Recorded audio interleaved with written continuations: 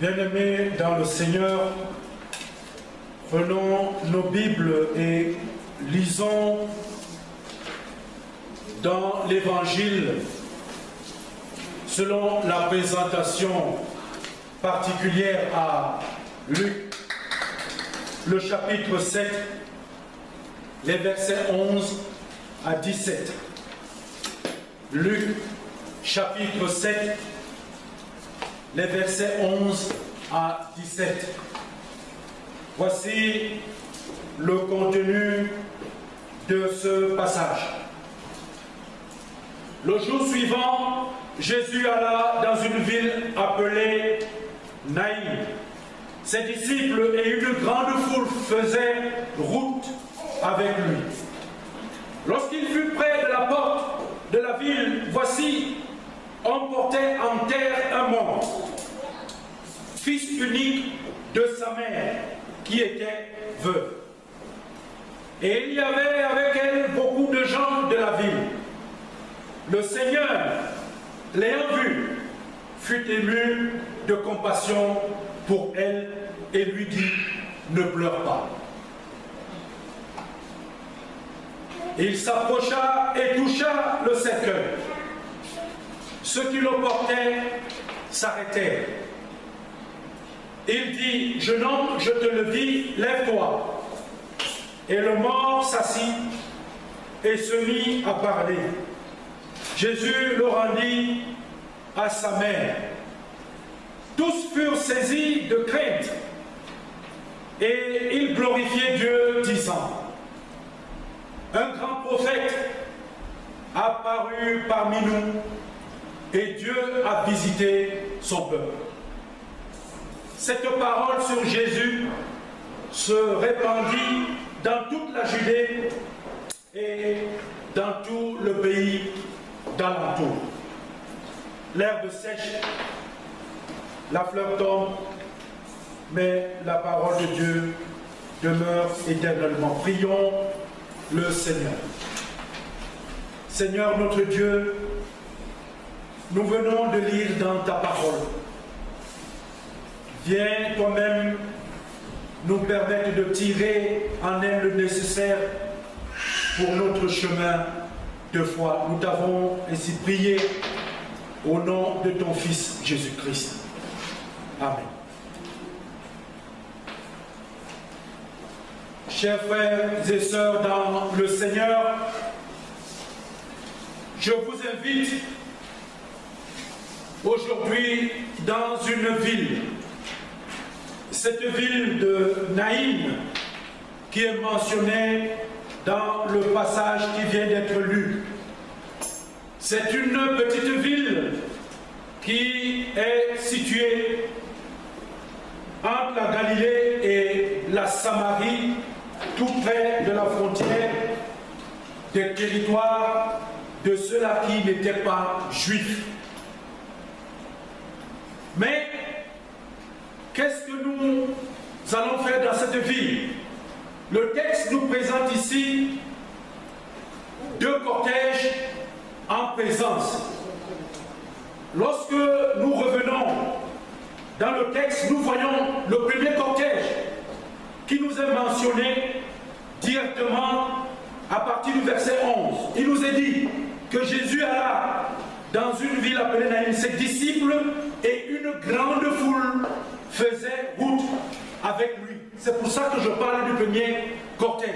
C'est un cortège qui est en mouvement et qui se dirige vers la ville de Naïm, et une foule nombreuse, des hommes certainement, des femmes et des enfants, une foule probablement bruyante et joyeuse qui marche à la suite de Jésus, qui vient de faire quelque chose qui nous est mentionné dans le texte précédent et qui est très très important.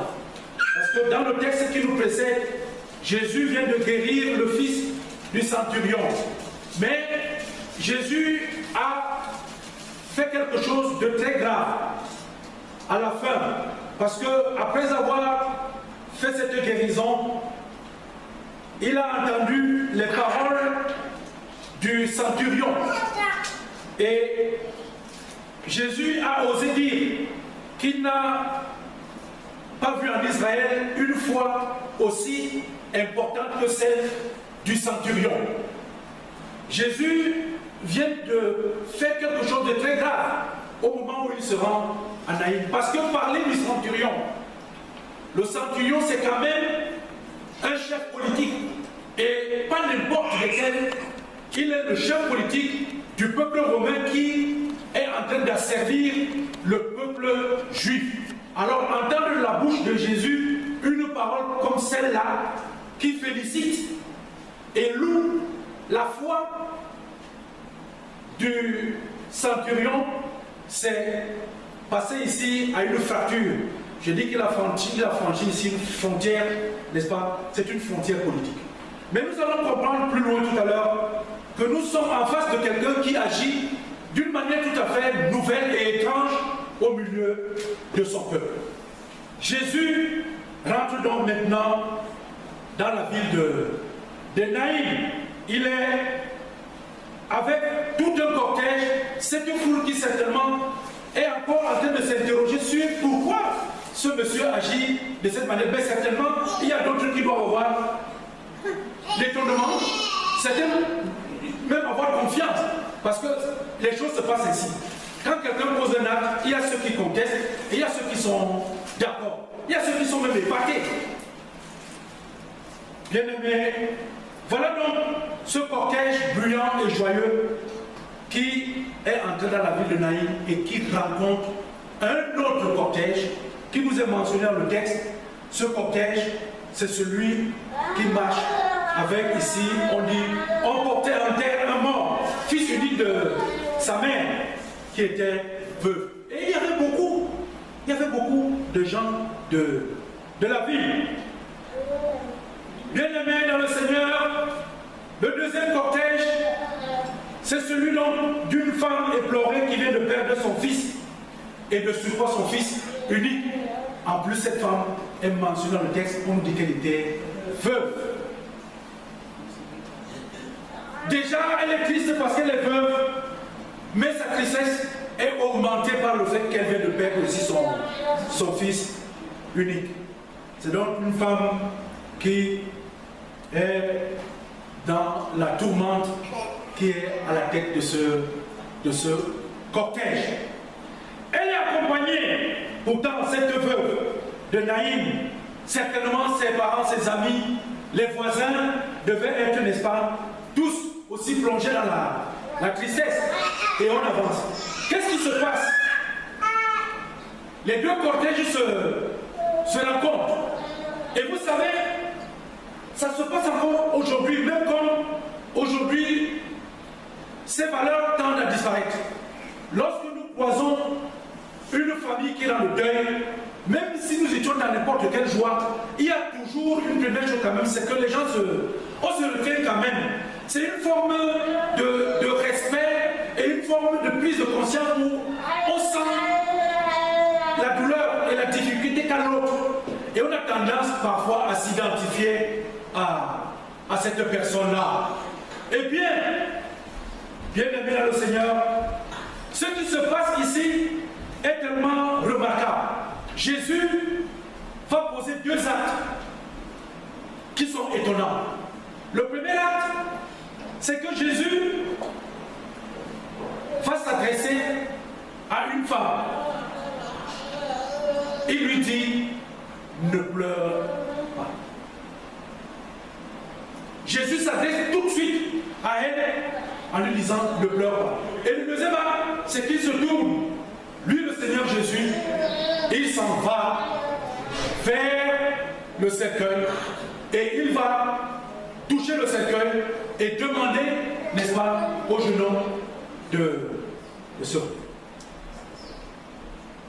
Ce qui est important, bien-aimés, dans le Seigneur, c'est de constater que nous partons d'un cortège qui est joyeux et bruyant et où le Seigneur est, et on se retrouve avec un deuxième cortège qui est plutôt un cortège où c'est la tristesse qui domine, là où il y a les pleurs.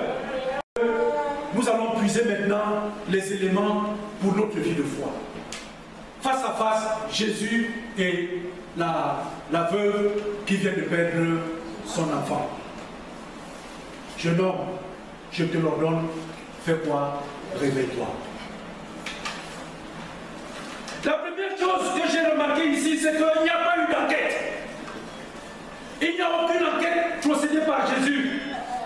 Au moment où il rencontre, il ne pose pas la question de savoir qui est cette femme. Il ne cherche pas à savoir qui était son mari, d'où est-ce qu'elle vient. Jésus ne pose pas de questions. Jésus ne s'interroge pas sur la situation de l'enfant, autre que le fait qu'il soit couché. Et il n'y a pas de recherche sur son identité, le nom. Mais ce que Jésus fait, c'est qu'il se tourne directement vers le problème qui concerne cette femme. Parce qu'il sait qu'elle a un problème. Et c'est son problème qui l'intéresse. Le reste, c'est du superflu. Bien-aimé dans le Seigneur, à la femme, il dit ne pleure pas. Ne pleure pas, ça signifie qu'elle est en train de pleurer, ça veut dire qu'elle a une difficulté. Ne pleure pas. Deuxième chose, Jésus va s'occuper de ce qui provoque la douleur de cette femme. Et ce qui provoque la douleur de cette femme à ce moment-là, c'est que son fils unique est mort.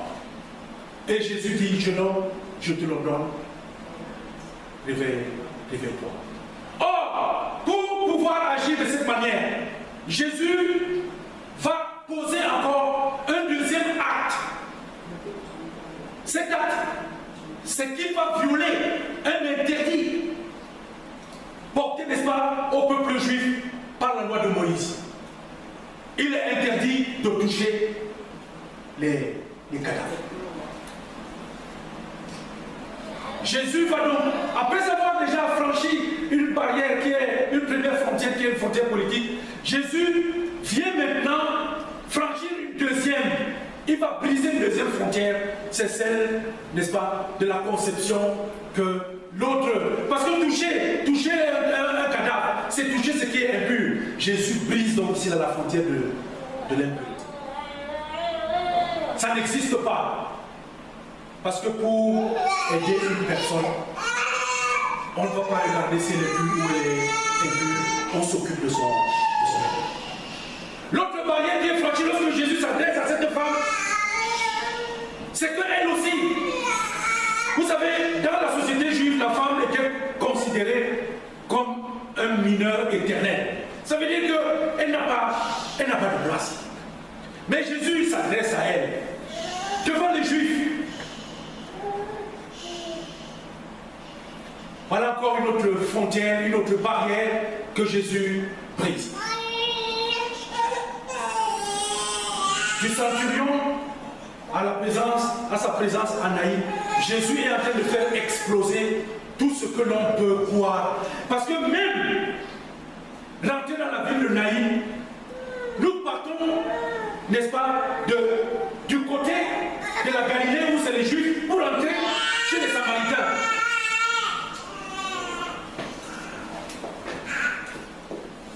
Nous partons ici, nous sommes en train de briser ce qu'on appelle ça, c'est une frontière géographique. C'est une frontière géographique. En même temps, c'est passé de la ville à la campagne. C'est parce que là où ils allaient, quand on devait exclure quelqu'un, quand on devait traiter le problème d'une femme qui est veuve et qui doit se remarier, quand il y avait des malades, on ne gérait pas ces problèmes-là à l'intérieur de la ville, d'une ville juive. On était toujours à la périphérie.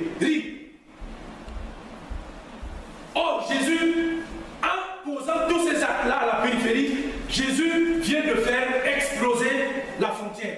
La frontière n'existe plus. Ceux-là qui n'avaient aucun droit trouvent maintenant qu'ils ont des droits avec le Seigneur Jésus-Christ. En parlant à la femme, en touchant la femme, c'est l'impureté, c'est les barrières sociales qui tombent.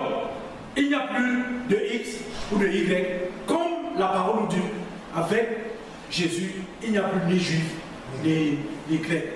Il n'y a pas de petits, il n'y a pas de grands. Nous tous, nous sommes à égalité devant le Seigneur. Bien-aimés dans le Seigneur, les risques que Jésus prend à ce moment-là nous interpellent. Nous aussi, dans l'Église, nous sommes des pécheurs.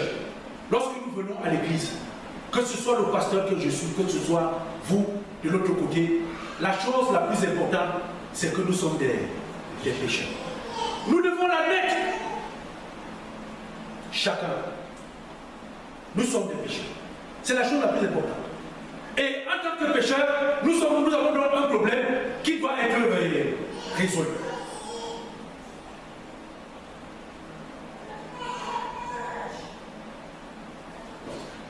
La tristesse qui habitait cette femme s'est envolée lorsqu'elle a vu son fils être donné.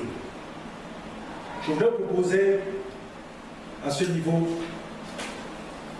comme thème, c'est que Jésus connaît ton problème. Rapproche-toi seulement de lui. Jésus connaît ton problème. Rapproche-toi seulement de lui.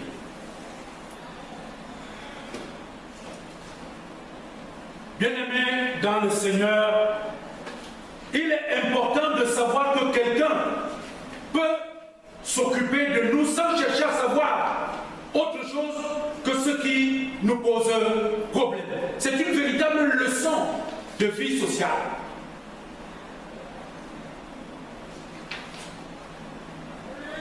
Mais Dieu ne va pas venir entrer dans ta maison pour s'occuper d'un problème si tu ne te rapproches pas de lui.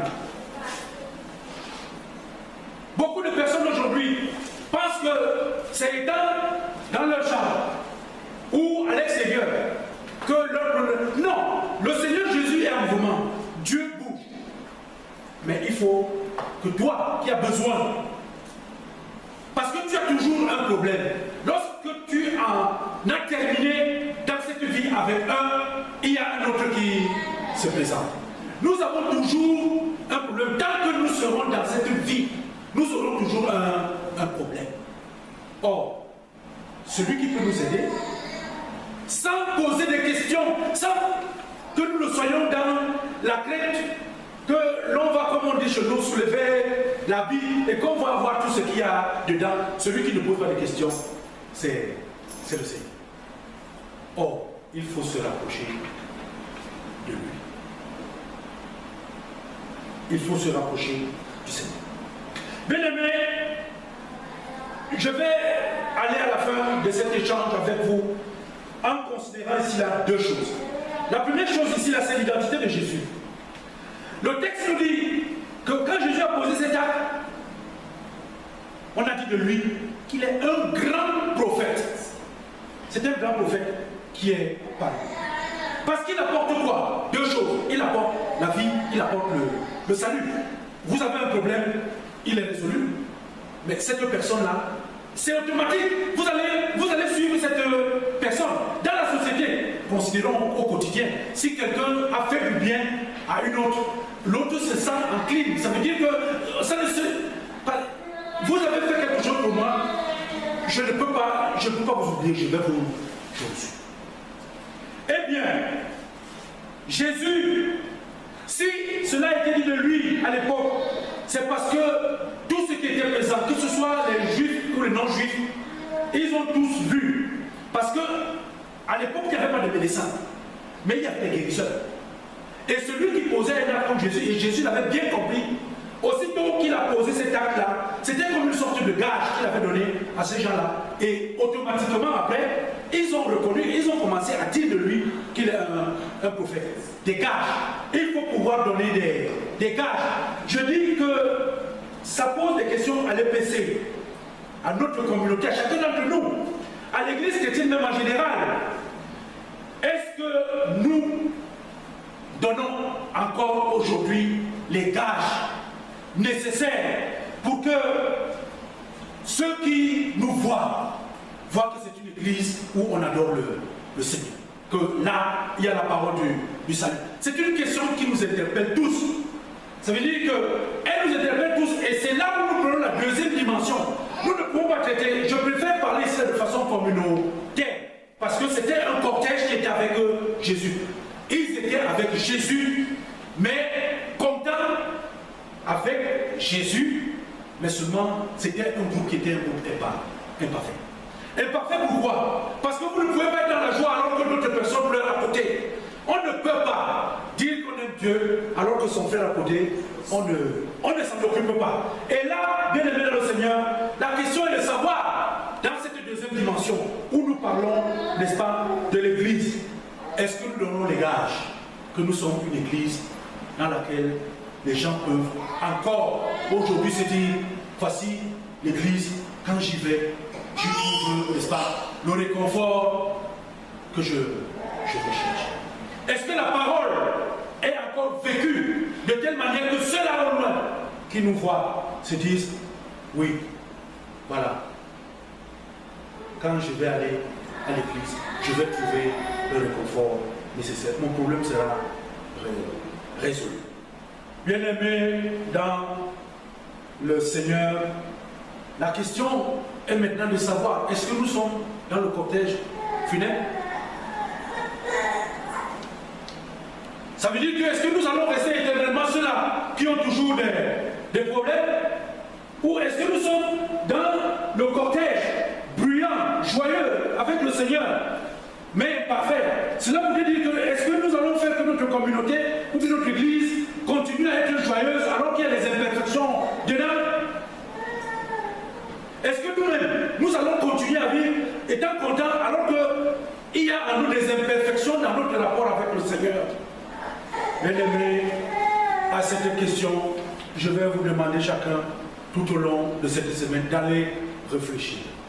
Mais ce qui est important, c'est que ton problème, le Seigneur le connaît. Toi, fais une seule chose, rapproche-toi de celui qui a les oreilles, entends ce que le Seigneur dit à son Église. Jésus connaît ton problème. Rapproche-toi seulement de lui. Prions le Seigneur. Éternel, notre Dieu, nous te disons merci pour ce message à nous adresser ce jour par ton serviteur. C'est vrai que nous sommes des gens à problème. Mais toi, tu nous demandes de nous rapprocher de toi. Le message a été compris. Mais Éternel, est-ce que nous saurons le garder sans ton aide? Est-ce que nous saurons le transmettre aux autres si ton Esprit Saint n'est pas en nous?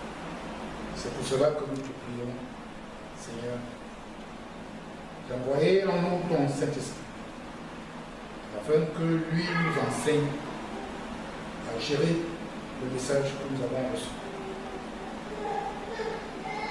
Qui nous enseigne comment le transmettre aux autres, afin qu'eux aussi soient épanouis par ce message. Éternel notre Dieu, mais tout particulièrement ton serviteur qui nous l'a délivré, ne le laisse pas vide. Fais en sorte qu'il continue à œuvrer pour que tes messages soient transmis chaque fois que cela est nécessaire, à temps ou à court. Nous t'avons prié, Éternel, pas parce que nous sommes justes, ni méritants devant toi, mais parce que Jésus-Christ, ton Fils unique, a donné son sang, afin de nous rendre dignes de le recevoir. C'est en son nom que nous t'avons prié.